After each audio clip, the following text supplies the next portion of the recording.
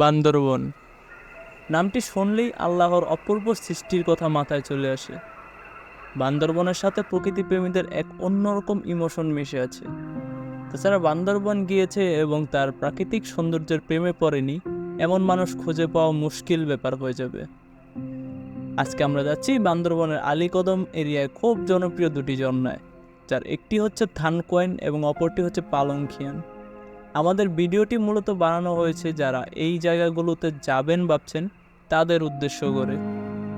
তো চেষ্টা করেছি যাবতীয় সকল খরচ সহ কি কি সমস্যার সম্মুখীন হতে হবে এবং সচরাচর যে ভুলগুলো সবাই করে থাকে তা তুলে ধরার।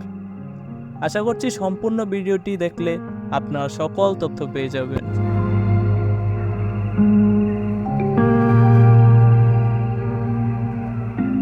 আমাদের এবারের বান্দরবনের যাত্রা শুরু হয় বিমানবন্দর রেল স্টেশন থেকে।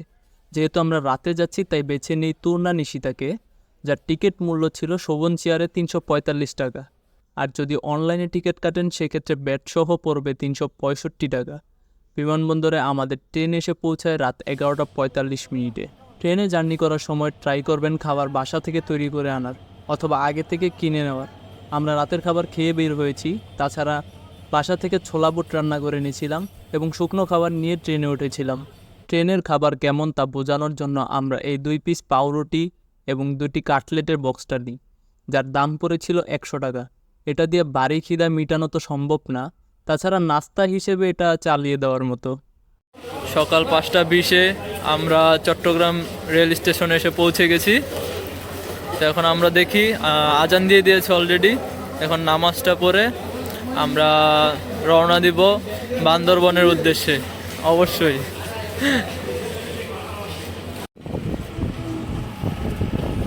তো চট্টগ্রাম রেল স্টেশন থেকে আমরা নেমে চাঁদগাঁও যে বাস স্ট্যান্ড আছে ওইখানে চলে আসছি। এখানে আমাদের অটো ভাড়া লেগেছে আপনার 100 টাকা। তো রিক্সাওয়ালারা একটু ভাড়াটা বেশি চাইবে, তখন একটু দামাদামি করে নেবেন, 100 বা 120 এরকমের মধ্যেই আসবে। তো আমরা ছিলাম 5 জন, সেই হিসেবে আমাদের 20 টাকা করে পড়েছে। তো এখন আমরা যাব মার্সার কাউন্টারে। তো ওইখান থেকে আমরা টিকিট কাটবো মার্সা চট্টগ্রাম থেকে চকরিয়া জনপ্রতি ভাড়া পড়েছে 260 টাকা। এই রোডে মার্সা খুব ভালো সার্ভিস দেয় এবং খুব তাড়াতাড়ি পৌঁছানো যায়। চট্টগ্রাম থেকে আমাদের বাস ছেড়েছিল 6:35। সকালের নাস্তা আমরা চকরিয়া যেয়ে করব, কারণ আমাদের একটু লেট হয়ে গেছে এমনিতেই।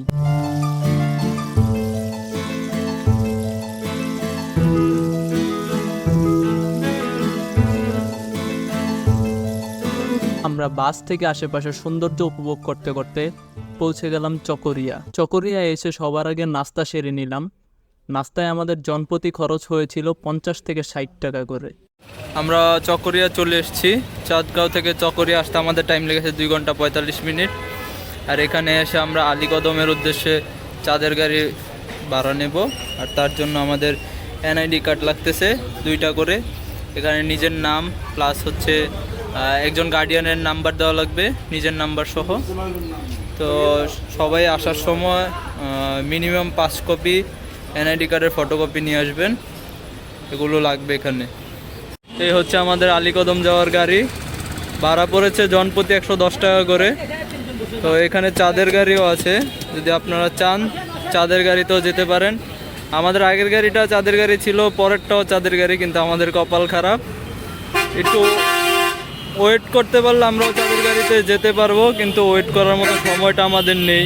অলরেডি গাইড এসে বসে আছে আলীকদম, তাই তাড়াহুড়া করে চলে যাচ্ছি। চকরিয়া থেকে আলীকদমের রাস্তাটা ছিল এক কথায় অসাধারণ। আঁকাবাঁকা রাস্তা, তাছাড়া একবার পাহাড়ের ওপরের দিকে উঠছিল রাস্তাটা, আর একবার নিচের দিকে নামছিল। তাছাড়া দুই পাশে এত বিশাল বিশাল পাহাড়ের সৌন্দর্য উপভোগ করতে করতে আমরা পৌঁছে গেলাম আলীকদম। আমরা অলরেডি আলীকদম চলে আসছি। এখানে আমাদের গাইড যিনি, ওনার সাথে দেখা হয়ে গেছে। আর প্লাস হচ্ছে আমাদের এখানে 2 কপি করে এনআইডি কার্ড জমা দেওয়া লাগবে এখানে, এগুলো দিয়ে তারপর আমাদের যেতে হবে। তো আমরা এগুলো লিখলাম, নিজের নাম্বার প্লাস পরিবারের নাম্বার লিখলাম। এখন গাইডের সাথে মিলে আমরা বাজারটা কমপ্লিট করব, দেন আমরা এখান থেকে রওনা দিব তৈনখালের উদ্দেশ্যে। এই যে আমাদের বাজার অলরেডি কমপ্লিট, আর আমরা এখান থেকে যাব তৈনখাল যেতে হবে অটো দিয়ে। আলীকদম থেকে আমতলী ঘাটে যাওয়ার আগে থানা থেকে পারমিশন নেওয়া লাগবে এবং ওইখানে এনআইডি কার্ড জমা দেওয়া লাগবে। এই এনআইডি কার্ডটা আপনার যেই আলীকদম এসে আপনার গাইডকে যে এনআইডি কার্ডগুলো জমা দিয়েছেন ওইখান থেকে গাইড ম্যানেজ করে নেবে। তো এটা নিয়ে কোনো ভয়ের কারণ নেই, কারণ পারমিশনের বিষয়টাও গাইড দেখবে। আমতলী ঘাটের আগে এটাই হচ্ছে শেষ বাজার, তো প্রয়োজনীয় জিনিসপত্র এখান থেকেই নিয়ে নেবেন এবং যদি ট্রেকিং শু না থাকে সেক্ষেত্রে কম দামে এখান থেকে নিয়ে নেবেন। তো আমরা আপাতত আমতলীতে চলে আসছি। এখানে আমাদের টোটাল 5 জন ছিলাম আমরা, আমাদের অটো ভাড়া লাগছে 300 টাকা। তো মাঝখানে আমাদের থানায় কাগজ জমা দিতে হয়েছে। তারপর আমরা পানবাজার থেকে আমরা আমাদের বাজার কমপ্লিট করলাম, যেগুলো বাকি ছিল। পাস হইতেছে ওইখান থেকে আপনারা আপনাদের জুতা লাগলে বা যেই জিনিসগুলো বাকি আছে সবগুলো কিনে নেবেন। তাছাড়া আমতলী আসলেও টুকটাক দোকান পেয়ে যাবেন। এই যে এখানে টুকটাক দোকান আছে যেখান থেকে জিনিসপত্র, শুকনো খাবার এগুলো নিতে পারবেন। আর এই তো আমতলীর আমাদের যেই নৌকার ঘাট, এখান থেকে আমরা নৌকায় উঠবো। তো নৌকায় কত লাগে কীভাবে এগুলো আপনাদেরকে জানিয়ে দিব। তো ওইখানে আগে আমরা যাই, চলেন। আমতলী থেকে আমাদের নৌকায় যাত্রা শুরু হয়ে গেল। তো জনপ্রতি নৌকা ভাড়া পড়েছিল 350 টাকা করে। আর আরেকটা জিনিস যেটা অনেকেই ভিডিওতে উল্লেখ করে না, সেটা হচ্ছে গাইডের সকল খরচ আপনাকেই বহন করতে হবে। তো এটা আগে থেকেই হিসাব করে রাখবেন। আর আমাদের নৌকা আমাদেরকে নিয়ে যাবে থুসরি বাজার পর্যন্ত, আর সেখান থেকে আমাদের শুরু হবে ট্রেকিংয়ের রাস্তা।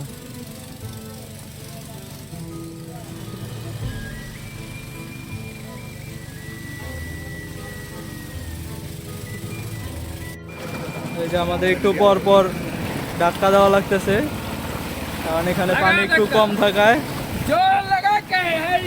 প্রবলেম হয়ে গেছে।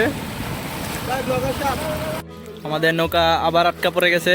এই যে ফয়সাল, হাবিব, মিলন সবাই ডাক্কাডাক্কি করতেছে।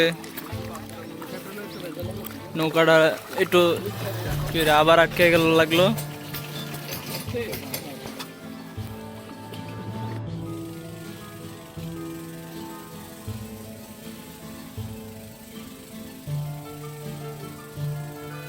নৌকা একটু প্রবলেম হয়েছে, এজন্য আমরা এটা ঠিক করতে কিছুটা পথ সামনে এগিয়ে যাচ্ছি, যাতে কষ্টটা কম হয়। কারণ এমনিতেই পানি কম, যার কারণে একটু পর আমাদের নৌকা থেকে নেমে ধাক্কা দেওয়া লাগছে। আমাদের আজকে এমনি দেরি হয়ে গেছে, অলরেডি 2টার কাছাকাছি বাজে, 1:50 বাজতেছে এখন। তো আমাদের যত তাড়াতাড়ি সম্ভব যেতে হবে, কারণ এখন অনেক পথ বাকি আছে। আমরা এখনও ট্রেকিংয়ের যে পথ ওইটা ধরতেই পারিনি। তো দেখা যাক কয়টা বাজে আমাদের যেতে। আমাদের আবারও একই অবস্থা, বোট থেকে নেমে হাঁটা লাগতেছে। একটু পর পর বোট আটকে যাচ্ছে, পানি অনেক কম থাকায়, প্লাস হচ্ছে বোটে একটু প্রবলেম আছে। তো এখন এরকম জায়গায় এসে প্রবলেম ধরা পড়ছে যেখানে সলিউশন নেই, যেদিকে যাবে একই সমান রাস্তা। তো আমাদের এটা নিয়েই কষ্ট করে যাওয়া লাগছে। আমাদের অবস্থাটা হচ্ছে নৌকা নিয়েছি ঠিকই, নৌকার থেকে বেশি হেঁটে হেঁটেই যাওয়া লাগতেছে। আসলে এটা একদিক দিয়ে কপাল খারাপ বলতে পারেন, আরেক দিক দিয়ে ভালোও বলতে পারেন। খারাপ বলতে পারেন কারণ আমাদের আজকে যাওয়াটা অনেক প্যারা হয়ে যাবে, মনে হচ্ছে সন্ধ্যার পর হয়ে যাবে আমাদের পৌঁছাতে। আর ভালো বলতে পারেন এইটা এই জন্য যে একটা রিয়েল অ্যাডভেঞ্চার ফিল করা যাচ্ছে এখানে।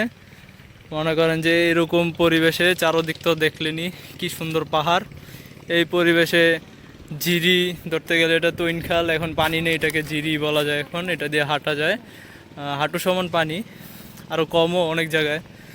তো সব মিলে ভালোই লাগছে, খারাপ লাগছে না, কিন্তু টাইমটা নষ্ট হচ্ছে, এটাই হচ্ছে সবচেয়ে বড় কথা। তারপর দেখা যাক আমরা কয়টা বাজে গিয়ে পৌঁছাতে পারি। আমাদের টার্গেট থাকবে সন্ধ্যার আগে গিয়ে পৌঁছানোর। তো আপনারা একটা জিনিস খেয়াল রাখবেন, যত তাড়াতাড়ি আসা যায়, আমাদের অবশ্য আসতেও লেট হয়ে গেছিলো, সব মিলিয়ে সব দিক দিয়ে লেট হয়ে যাচ্ছে। তো আপনারা ট্রাই করবেন যত তাড়াতাড়ি আসা যায়, সবার জন্যই ভালো হবে। তাড়াতাড়ি আসলে তাড়াতাড়ি যেতে পারবেন। যাক, সামনে কোনো কিছু দেখানোর হলো অবশ্যই আপনাদেরকে দেখাবো। তো সে পর্যন্ত সাথে থাকুন। আশা করি ভিডিওটা এই পর্যন্ত আপনাদের ভালো লাগছে এবং সম্পূর্ণ রিয়েল ইনফরমেশনগুলো আপনাদেরকে দিতে পারছি। এই যে নৌকা মাত্র আবার আসলো, এখন আবার নৌকায় উঠবো আমরা। এই যে এখানে পাহাড়ি বাচ্চারা মাছ ধরছে। হ্যাঁ, এই যে মাছ ধরছে। আমরা এখন বাজে 3:30। আমরা থুসরি বাজার এসেছি, যদিও আমাদের পৌঁছে যাওয়ার কথা ছিল 2টার আগেই, কিন্তু এখন বেজে গেছে 3:30, প্রায় 1.5 ঘন্টা লেট।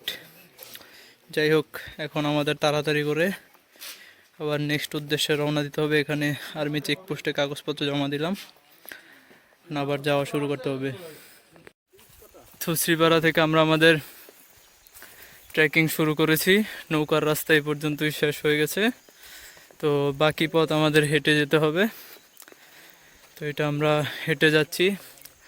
সামনে কোনো ইনফরমেশন দেওয়ার হলে অথবা কোনো ভিউ পয়েন্ট দেখানোর হলে আপনাদেরকে অবশ্যই দেখাবো। তাছাড়া বাড়তি কিছু দেখে আপনাদের সময় নষ্ট করব না, ভিডিওটা এমনি অনেক বড় হয়ে যাবে। তো চলেন যাওয়া যাক। যে পাহাড়ি রাস্তা, এই সুন্দর ভিউ সম্পূর্ণ রাস্তা দিয়ে আমরা হেঁটে যাচ্ছি।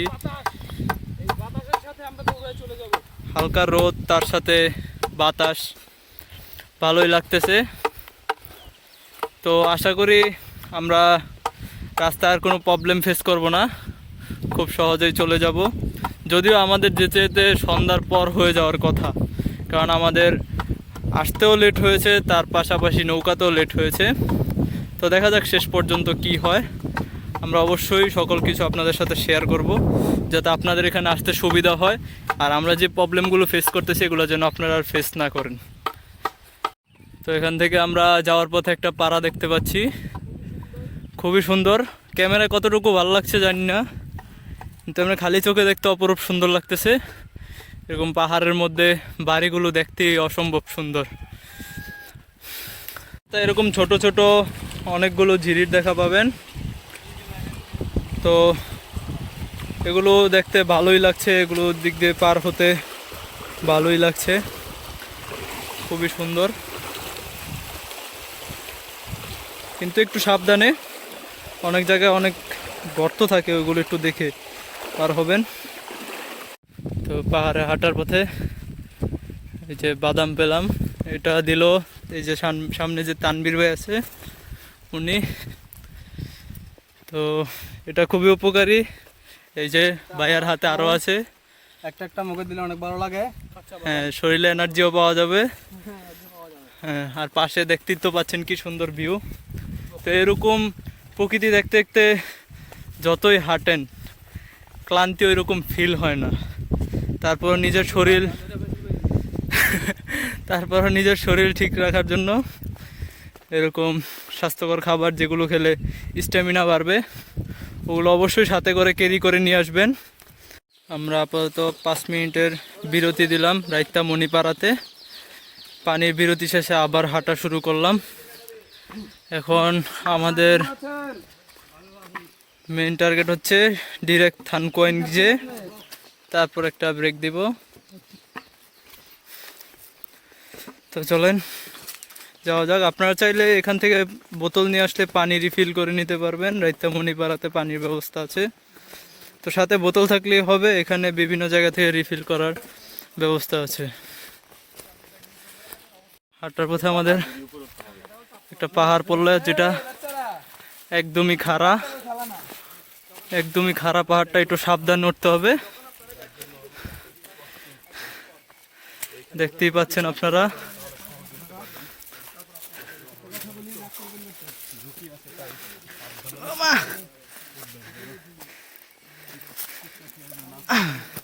প্রায় চলে আসলাম। ও, এই খাড়া রাস্তা উঠলাম, যে দেখতেছেন কিভাবে কষ্ট করে উঠতে হচ্ছে।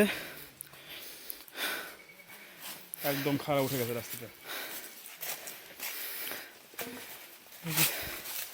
আমরা একটা পাহাড়ে উঠছি, রাস্তাটা মোটেও সহজ নয়, কিন্তু যখন এই আশেপাশে এরকম ভিউ দেখবেন তখন এই কঠিন রাস্তাটাও সহজ লাগে অনেক। কিন্তু রাস্তাটা দিয়ে যেতে পাহাড়ে উঠতে খুবই কষ্ট হচ্ছে। যতক্ষণ উপর দিকে উঠলাম এখন খাড়া, আবার এই যে এরকম নিচের দিকে নামতে হচ্ছে। দেখতেই পাচ্ছেন কত কষ্ট করে নামা লাগছে। তো আমি ক্যামেরাটা অফ করে দেন নামবো, আর না হলে এটা রিস্ক হয়ে যাবে। তারপর দেখি আমি কতটুকু দেখানো যায়। এবং ঝুঁকিপূর্ণ একটি রাস্তা, একদম খাড়া নিচে নেমে গেছে। এখন আমাদের খাড়া নামতে হবে। এর আগে আমরা খাড়া পাহাড়ে উঠলাম, এখন আবার এখান থেকে নামতে হবে।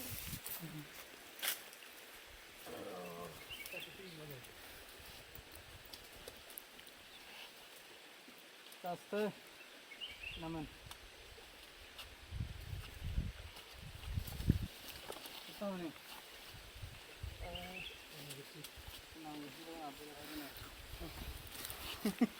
রাস্তাটা খুবই কঠিন ছিল। এরকম আরো অনেক রাস্তা সামনে আশা করি দেখাবো। এতটা পাহাড়ি রাস্তা ওঠানামা করে এখন একটা ঝিরির দেখা পেলাম। পানিটা খুবই ঠান্ডা এবং ভালোই লাগছে। যাওয়ার পথে রাস্তা এরকম সুন্দর একটি দৃশ্য দেখতে পেলাম, ভাবলাম আপনাদের সাথেও শেয়ার করি। এরকম হাঁটার পথে এত সুন্দর সুন্দর দৃশ্য দেখলে আসলে শরীরের যেই ক্লান্তিটা থাকে ওইটা দূর হয়ে যায় অনেকটাই। তাছাড়া তার সাথে তো স্ট্যামিনা বাড়ে, এরকম খাবার টুকটাক খেতেই হবে যাতে করে শরীর অসুস্থ না হয়ে পড়ে। আমরা খেজুর নিয়ে আসছি, সবার জন্য খেজুর নিয়ে আসছি। এই যে আমাদের খেজুর। তো আমরা হাঁটছি, বেশি ক্লান্তি লাগলে খেজুর খাচ্ছি, চকলেট খাচ্ছি, একটু স্ট্যামিনাটা রিকভার হচ্ছে। তো এই জিনিসগুলো সবাই খেয়াল রাখবেন। যাওয়ার রাস্তা কতটা ভয়ঙ্কর দেখতেই পাচ্ছেন, একদম খাড়া রাস্তা, এখান দিয়ে নামতে হচ্ছে।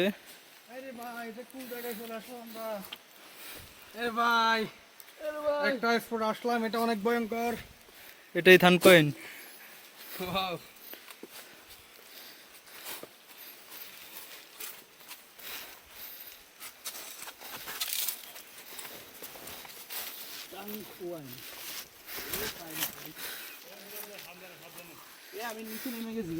সবাই সাবধানে, উপরোট উপরোট, এদিকে ধরা লাগবো।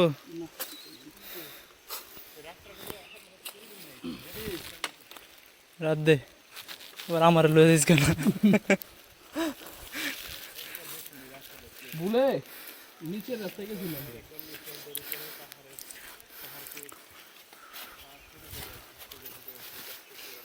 অনেক একটা আস্তে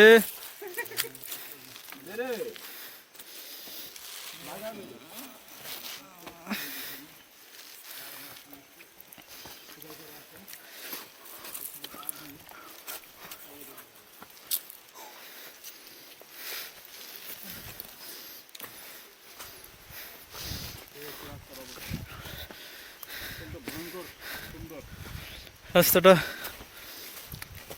খুবই ভয়ঙ্কর ছিল। আমরা অলরেডি আমাদের ফার্স্ট যেই ঝর্ণা থানকয়েন ওইটাতে চলে আসছি।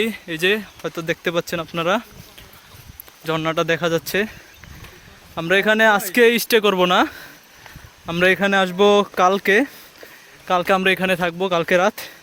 আজকে রাতে আমরা থাকবো পালনখেয়ান। তো আমরা ওইখানে চলে যাব ডিরেক্ট, এখানে আর সময় নষ্ট করবো না, অলরেডি আমাদের অনেক লেট হয়ে গেছে। থানকয়েন থেকে 5 মিনিটের বিরতির পর আমরা আবার রওনা দিচ্ছি পালংখিয়ানের উদ্দেশ্যে। তো চলেন যাওয়া যায়। এখন অনেক রাস্তা বাকি, আমাদের এখানে আসতে 1.5 ঘন্টার মতো লাগছে। থানকয়েন শেষ হইতেই পালংখিয়ানের এই যে রাস্তা, ডিরেক্ট খাড়া পাহাড়। খুবই কষ্ট হচ্ছে, তার উপরে দুপুর লাঞ্চ করা হয় নাই। আরে এটা তো উপরে কেন?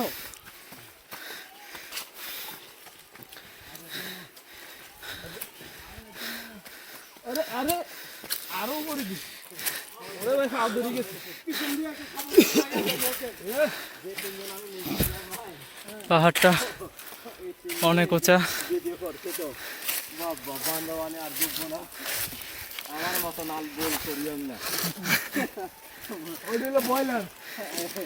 দেখুন রাস্তাটা ডিরেক্ট খাড়া পাহাড়ে উঠে গেছে। আমার দেশি মুরগিটা আছে। ইন্ডিয়ান মুরগি, ইন্ডিয়ান মুরগি। রাস্তা এতটা খারাপ, উঠতে একদম খবর হয়ে গেছে। এখান থেকে বুঝতে পারবেন দেখলে আমরা ওই নিচে থেকে উপর আসছি, এতেই বোঝা যায় কতটা খারাপ রাস্তা। এই যে আমাদের গাইড শাহেদ ভাই, সূর্য প্রায় ডুবি ডুবি অবস্থায়, আমরা কতটা উপরে উঠছি তা বলে বোঝানো সম্ভব না। আর রাস্তাটা কতটা ভয়ঙ্কর আর কতটা খারাপ, এটা এক একজনের অবস্থা দেখলে বুঝতে পারবেন। একজনের অবস্থা খুবই খারাপ, রাস্তাটা খুবই ভয়ঙ্কর। আমরা এখানে একটু রেস্ট নিচ্ছি, আমরা আবার উপরে উঠতে হবে। এখন অনেক রাস্তা উপরে উঠতে হবে।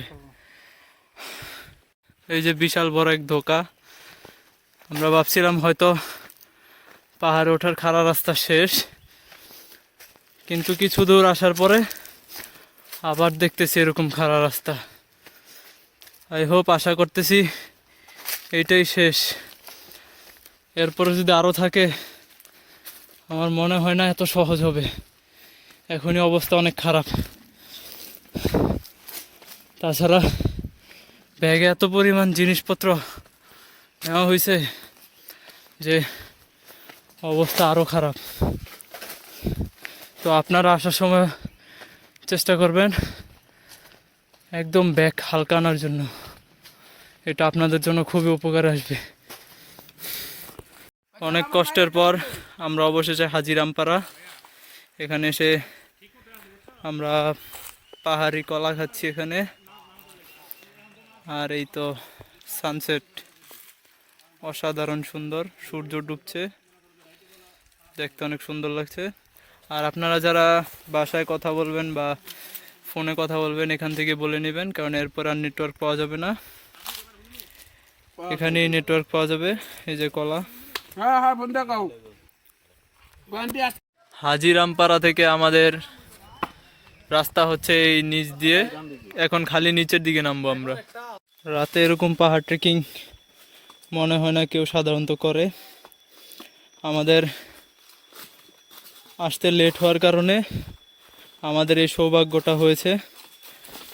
যাই হোক, জিনিসটা খুবই অসাধারণ একটা অনুভূতি। এরকম রাতে ট্রেকিং করাটা সচরাচর এরকম কপাল হয়ে ওঠে না। এখন বাজতেছে 6:30, আমরা এখনও ট্রেকিং করতেছি। আমরা এখন আমাদের ডেস্টিনেশনে পৌঁছাতে পারিনি, আরও প্রায় আধা ঘন্টার মতো লাগতে পারে। দেখি কখন যে পৌঁছাতে পারি। রাস্তাটা খুবই রাত হওয়ার জন্য আরও ভয়ানক হয়ে গেছে। এমনিতেই খাড়া, একবার নিচে নামতেছে আর একবার উপরের দিক করতেছে, তার উপরে আবার অন্ধকার। এই যে অবস্থা, রাত করে কি পরিমাণ খাড়া পাহাড় দিয়ে নামতে হচ্ছে, কতটা রিস্ক নিয়ে নামতে হচ্ছে শুধুমাত্র আমাদের দেরি হওয়ার জন্য। তো চলেন, আর বেশি দূর নাই, গিয়ে আপনাদের সাথে একবারে পালংখিয়ান কথা হবে। অনেক কষ্টের পর আমরা জিরিতে পৌঁছাইলাম। হয়তো এরকমভাবে দেখা যাচ্ছে না, কিন্তু সাউন্ড শুনে বুঝতে পারছেন। আর এখানে কি যে শান্তি লাগতেছে, এতক্ষণ ট্রেকিং করার পরে এই ঠান্ডা পানিতে পাও ভিজানোর মজাই আলাদা। এখানে না আসলে বুঝতে পারবেন না এটার অনুভূতি কেমন। আমরা প্রায় কাছাকাছি চলে আসছি, তো বাকিটা পালংখিয়ান গিয়ে আপনাদেরকে দেখাবো।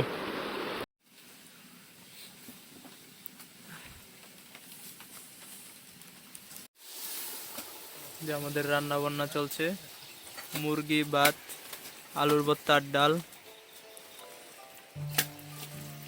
রান্না করছে শাহেদ ভাই, আর এখানে মিলন, পরে সাব্বির, তানভীর ভাই ওনারা হেল্প করতেছে। দীর্ঘ 5 ঘন্টা ট্রেকিং করার পর যখন এরকম ভাত, মুরগির মাংস এবং ডাল, আলুর ভর্তা পাবেন, তখন মনে হবে এর থেকে মজার খাবার জীবনে কখনো খানিনি। তো আমাদেরও অনেকটা এরকমই মনে হয়েছিল। তাছাড়া শাহেদ ভাই খুব ভালো রান্না করে, সেটা বলতেই হবে।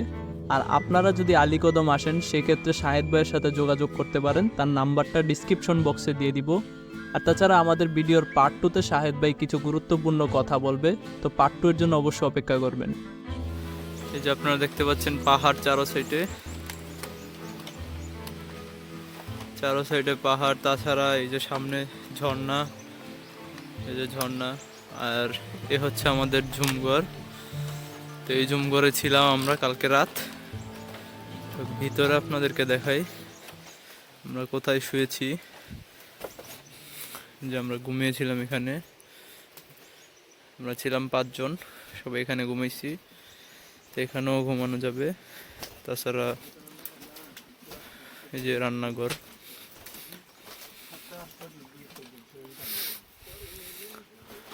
সব মিলিয়ে জায়গাটা খুবই সুন্দর।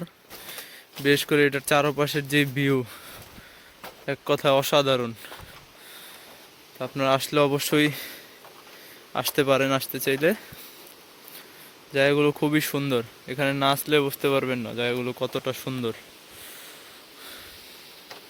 এই যে আমরা আমাদের সকালের খাবার খাচ্ছি। এটা হচ্ছে আমাদের ঝুমঘরের বাহিরে একটা বসার জায়গা আছে। এই যে ঝুমঘর, এটার বাহিরে একটা বসার জায়গা আছে, মাচা, এটাতে খাচ্ছি। আর সামনে হচ্ছে এরকম পাহাড়, আর সাইড দিয়ে ঝর্ণা গিয়েছে, যেটার সাউন্ড আমরা পুরো স্পষ্ট পাচ্ছি। তো এখানে বসে খাওয়ার মজাটাই আলাদা। তো এরকম প্রকৃতি উপভোগ করতে হলে আপনাদেরও এখানে আসতে হবে। তো আমরা খাওয়া দাওয়া শেষ করি, দেন আমরা বের হব, দেখি কোথায় যাওয়া যায়।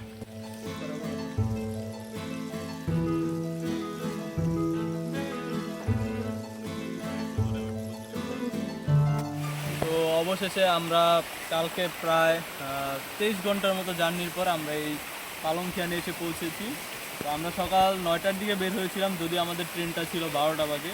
আর আমরা এখানে এসে পৌঁছাই রাত 8টার একটু আগে, 5-10 মিনিট আগে হবে, ধরতে গেলে 8টা বাজে।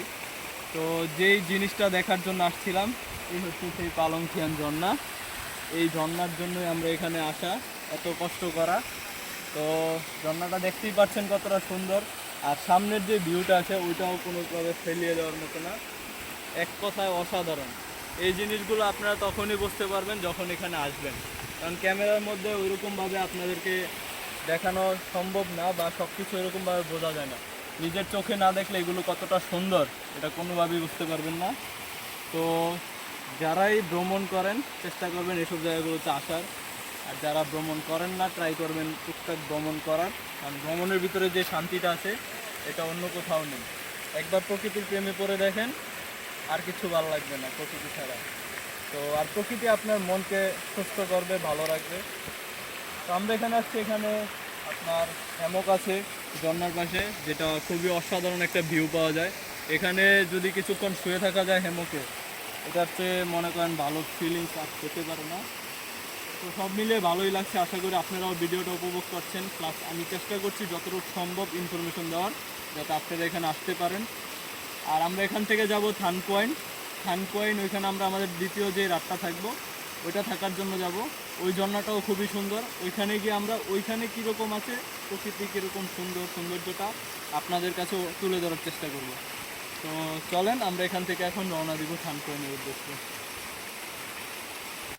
আমরা এখন পালংখিয়ান ছেড়ে চলে যাচ্ছি। বাই বাই পালংখিয়ান, আবার আসবো ইনশাল্লাহ। এই যে ঝুমঘরে ছিলাম, এখন চলে যাচ্ছি থান কোয়েনের উদ্দেশ্যে। তো যদি ভিডিওটা বেশি বড় হয় হয়তো বা আমি এটাকে 2 পার্ট করব। যদি 2 পার্ট করে থাকি তাহলে এখানে এই পার্টটা শেষ হচ্ছে, সেকেন্ড পার্টে দেখা হবে আমাদের থান কোয়েনে। সে পর্যন্ত সবাই ভালো থাকবেন।